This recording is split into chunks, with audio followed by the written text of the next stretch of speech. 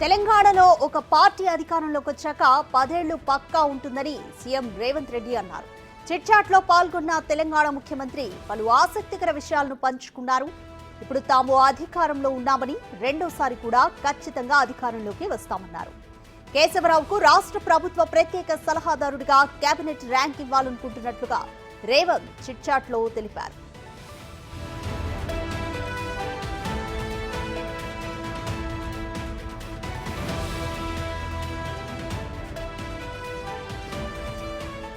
మరోవైపు మూసీ అభివృద్ధిపై దృష్టి పెట్టామని, ఆ ప్రాజెక్టు రికార్డుగా నిలుస్తుందని రేవంత్ అన్నారు.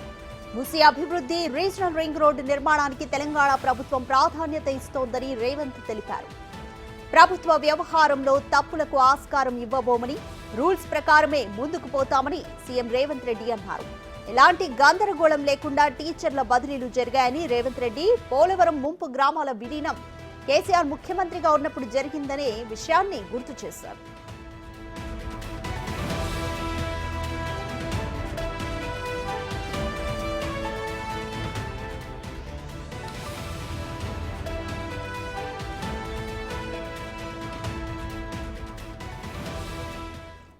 మోర్ డీటెయిల్స్ మా ప్రతినిధి శివ ఢిల్లీ నుంచి అందిస్తారు. శివ, సీఎం రేవంత్ రెడ్డి ఢిల్లీలో చిట్ చాట్ లో పాల్గొన్నారు. ఇందులో పలు ఆసక్తికరమైన విషయాలను ఆయన వెల్లడించారు. కంప్లీట్ డీటెయిల్స్ ఏంటి, ఏ విషయాలపై ఆయన ప్రస్తావించారు? రైట్ రాధిక, నిన్న ఢిల్లీ పర్యటనకు వచ్చిన సీఎం రేవంత్ రెడ్డి ఢిల్లీ పర్యటన ముగించుకుని కొద్దిసేపటి క్రితమే ఢిల్లీ ఎయిర్పోర్ట్కు బయలుదేరారు. రాత్రి 8:55 ఫ్లైట్లో హైదరాబాద్కు బయలుదేరబోతున్నారు. అయితే ఈరోజు మీడియా సమావేశం నిర్వహించిన తర్వాత మీడియా మిత్రులతో ఆఫ్ ద రికార్డ్ చిట్ చాట్లో కూడా పాల్గొన్నారు. అంటే ఈ 5 సంవత్సరాలు ఇప్పుడు మేము అధికారంలో ఉంటాం కాబట్టి మరొక 5 సంవత్సరాలు 10 సంవత్సరాల కాలంలో మేమే అధికారంలో ఉంటామంటూ కూడా సీఎం రేవంత్ రెడ్డి చెప్పారు. అంటే కేశవరావుకు రాష్ట్ర ప్రభుత్వ ప్రత్యేక సలహాదారుగా క్యాబినెట్ ర్యాంకుతో ఆయనని నియమిస్తామంటూ కూడా సీఎం రేవంత్ రెడ్డి చిట్ చాట్లో చెప్పారు. నిన్ననే మల్లికార్జున ఖర్గే, కాంగ్రెస్ పార్టీ జాతీయ అధ్యక్షులు మల్లికార్జున ఖర్గే సమక్షంలో కాంగ్రెస్ పార్టీ కండువా కప్పుకున్నారు. ఈరోజు తన రాజ్యసభ సభ్యత్వానికి రాజీనామా చేశారు. రాజ్యసభ చైర్మన్ జగదీప్ ధన్కర్కు తన రాజీనామా పత్రాన్ని సమర్పించారు. ఇంకా రాజ్యసభ చైర్మన్ ఇంకా ఈ రాజీనామాను ఇంకా ఆమోదించలేదు. మరికొన్ని రోజుల్లోనే దీనికి సంబంధించి అప్డేట్ కూడా తెలిసే అవకాశం ఉందంటూ కూడా కేశవరావు తెలిపారు. అయితే ఇప్పుడు సొంత గుటికి వచ్చినట్లుగా ఉంది, నాకు స్వేచ్ఛగా ఉందంటూ కూడా కేశవరావు కూడా తెలిపారు. మరోవైపు ఇటు ఈరోజు చిట్ చాట్లో సీఎం రేవంత్ రెడ్డి మూసీ అభివృద్ధిపై కూడా దృష్టి పెట్టాం. ఈ ప్రాజెక్టుకు సంబంధించి కంప్లీట్ అయితే నా కాలంలో పూర్తయింది కాబట్టి, నా సమయంలో పూర్తయింది కాబట్టి నాకుంటూ ఒక ప్రత్యేక పేరు ఉంటుంది, నా పరిధిలో నా హయాంలో ఇది పూర్తయింది కాబట్టి నాకు కూడా ఒక పేరు ఉంటుందంటూ కూడా సీఎం రేవంత్ రెడ్డి తెలిపారు. అదే మూసీ నది అభివృద్ధి, అలాగే రీజనల్ రింగ్ రోడ్డుకు సంబంధించి కూడా ప్రధానంగా ప్రాధాన్యత ఇస్తున్నట్లుగా సీఎం రేవంత్ రెడ్డి తెలిపారు.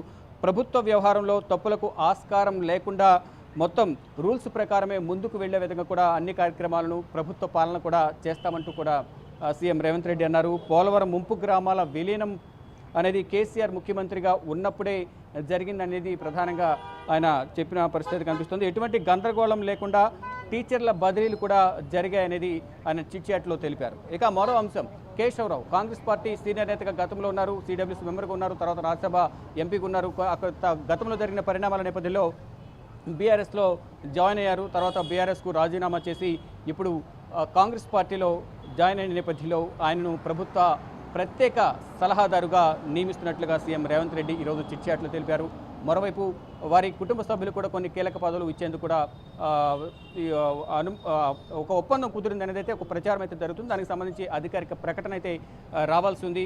గతంలో అంటే నాకు బీఆర్ఎస్ రాజ్యసభ పదవి ఇచ్చింది కాబట్టి నేను ఎటువంటి విమర్శలు చేయదలుచుకోలేదు, కానీ బీఆర్ఎస్ వీడి కాంగ్రెస్లోకి రావడం వల్ల స్వేచ్ఛగా ఉన్నట్లు నేను ఫీల్ అవుతున్నానంటూ కూడా ఇటు కేశవరావు కూడా చెప్పారు. ఇటు మరోవైపు కేశవరావు చేరికపై సీఎం రేవంత్ రెడ్డి కూడా కాంగ్రెస్ పార్టీలో అందరి సూచనల మేరకు అందరం చర్చించుకుని ఈ కేశవరావును కాంగ్రెస్ పార్టీలోకి తీసుకొచ్చామనేది సీఎం రేవంత్ రెడ్డి కూడా తెలిపారు.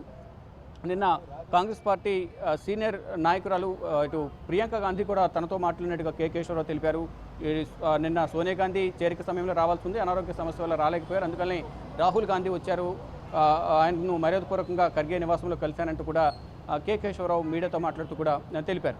మొత్తంగా చూసుకుంటే ఢిల్లీ పర్యటన ముగించుకున్న సీఎం రేవంత్ రెడ్డి ఢిల్లీ నుంచి హైదరాబాద్ బయలుదేరబోతున్నారు.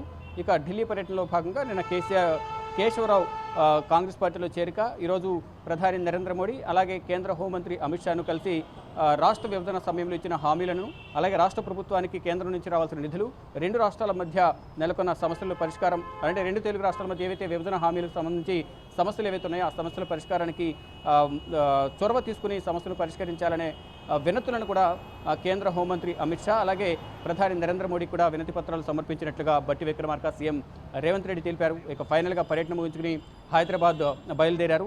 ఇక ఈ చిట్చాట్లో కొన్ని కీలక వ్యాఖ్యలు చేసిన నేపథ్యంలో వాటన్నిటికి సంబంధించి కూడా ఇటు మూసీ నది కానీ, మరోవైపు outer ring road, regional ring road ఏదైతే ఉందో అది, మరోవైపు టీచర్ల బదిలీలు సక్రమంగా జరిగాయనేది ఆయన చెప్తున్నారు. Right Radhika. Right, thank you Shiva.